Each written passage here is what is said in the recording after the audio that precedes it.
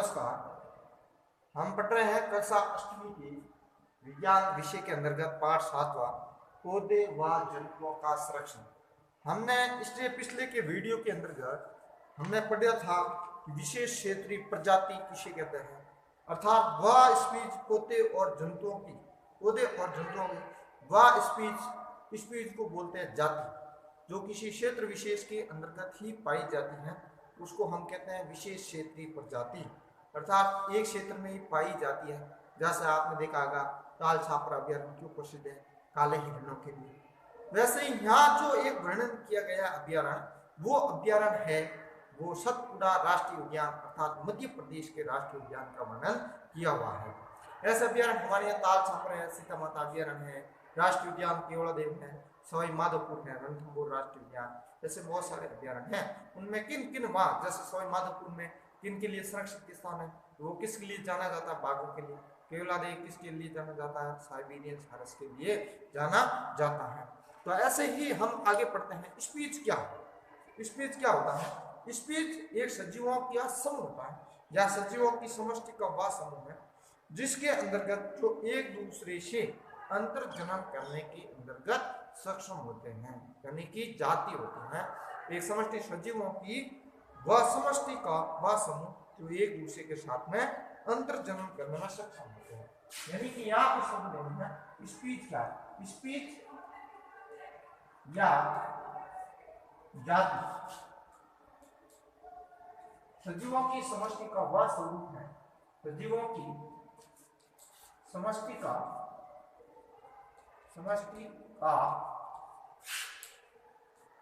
वह स्वरूप है जिसमें एक जीव दूसरे जीव के साथ जो एक दूसरे से अंतर जनन करने में सक्षम है। वह स्वरूप है जो एक दूसरे से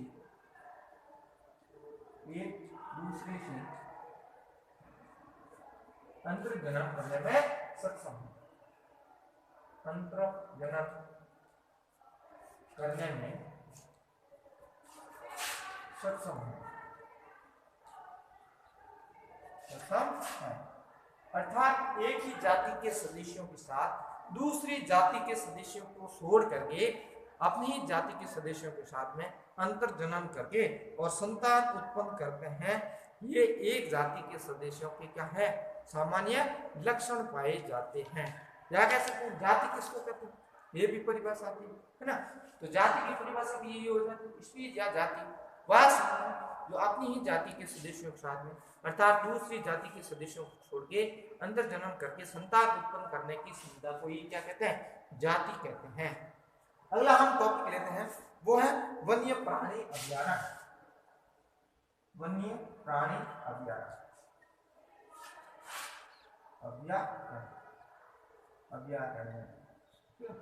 वन्य प्राणी अभ्यारण्य क्या है? अभ्यारण्य है चाहे राष्ट्रीय उद्यान है, वह विशाल आरक्षित क्षेत्र होते हैं। वे विशाल आरक्षित क्षेत्र जहाँ वन्य जीवों को सुरक्षित प्रदान किया जाता है अर्थात संरक्षण प्रदान किया जाता है, वो कहलाते हैं वन्य प्राणी अभ्यारण्य। अर्थात जहाँ वन्य प्राणी या जंतु सुरक्षित और संरक्षित रहते हैं उन्हें हम क्या कहते हैं, वन्य प्राणी अभ्यारण्य कहते हैं। वह क्षेत्र जहाँ वन्य प्राणी यानी कि जंतु, वन्य प्राणी जंतु सुरक्षित एवं सुरक्षित रहते हैं, सुरक्षित एवं सुरक्षित रहते हैं,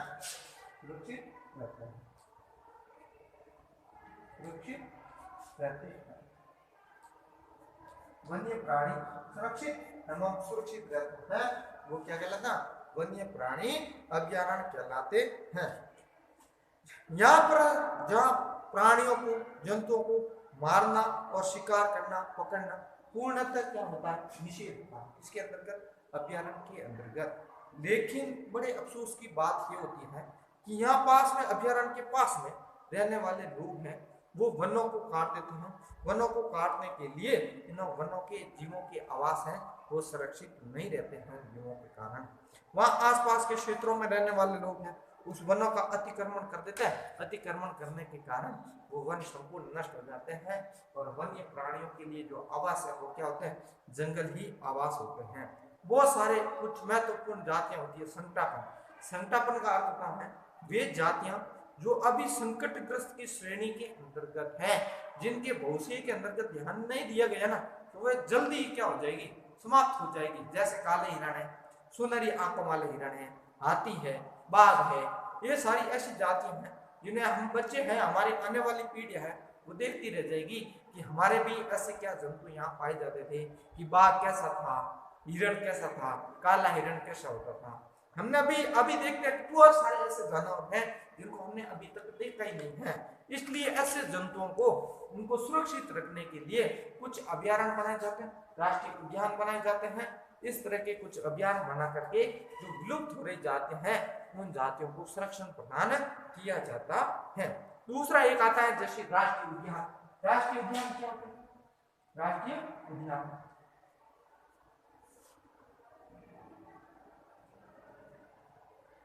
ये वह विशाल आरक्षित क्षेत्र जहां जंतुओं के साथ साथ पौधों को भी संरक्षण प्रदान किया जाता है, वो कहलाता है राष्ट्रीय उद्यान।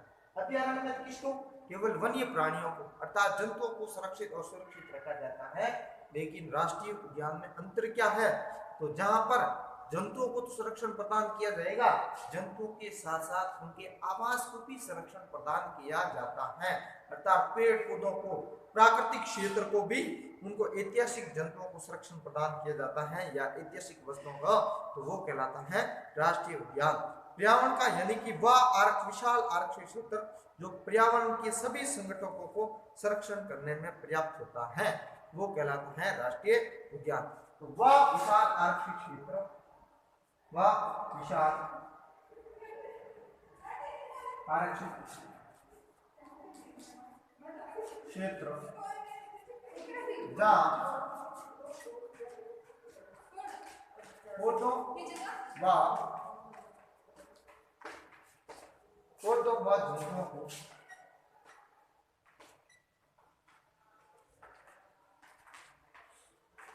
संरक्षण प्रदान किया जाता है।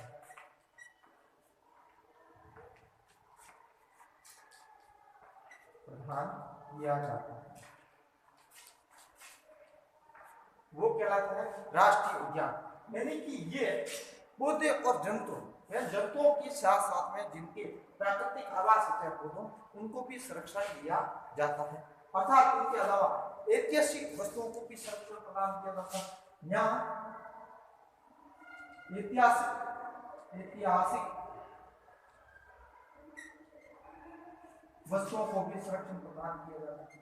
वस्तुओं को भी संरक्षण प्रदान किया जाता है। संरक्षण प्रदान किया जाता है। हम कह सकते हैं कि ऐसा विशाल क्षेत्र जहां पर पौधों जंतुओं को संरक्षण प्रदान किया जाता है, लेकिन जंतुओं के साथ साथ में जहां पर पौधों के उनके आवास को भी संरक्षण प्रदान किया जाता है, वो कहलाते हैं राष्ट्रीय उद्यान। ये राष्ट्रीय उद्यान भारत का प्रथम आरक्षित क्षेत्र है। ये ध्यान रखना, भारत का प्रथम आरक्षित वन क्षेत्र कौन सा है? तो वह है सतपुड़ा राष्ट्रीय उद्यान। एक उदाहरण आता है, कौन सा? सतपुड़ा। सतपुड़ा भारत का प्रथम आरक्षित क्षेत्र, सतपुड़ा राष्ट्रीय उद्यान भारत का प्रथम आरक्षित क्षेत्र। आरक्षित क्षेत्र तो कौन सा है? तो भारत का प्रथम आरक्षित क्षेत्र है वो है सतपुड़ा राष्ट्रीय उद्यान। सतपुड़ा राष्ट्रीय उद्यान।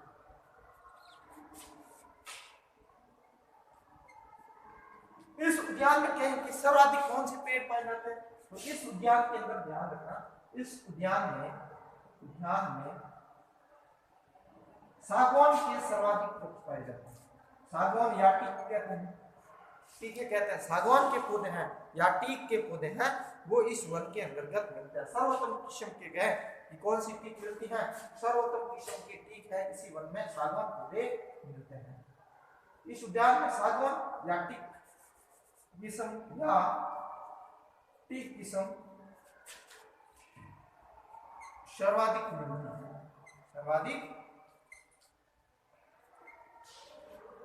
मिलती है। कौन से पौधे सर्वाधिक मिलते हैं? तो ठीक, यानी कि ये पूरा जो वर्णन किया गया है ये सतपुड़ा राष्ट्रीय उद्यान का किया गया है। सतपुड़ा राष्ट्रीय उद्यान एक किसी इस तरह की यानी कह सकते हैं चट्टानों के अंतर्गत आवास प्रदान किया जाता है और जंतुओं को अंतर्गत विभिन्न ऐतिहासिक वस्तुएं धरोहर को भी सुरक्षित रखा जाता है। आगे के लिए हम नेक्स्ट वीडियो के अंतर्गत कंटिन्यू करेंगे।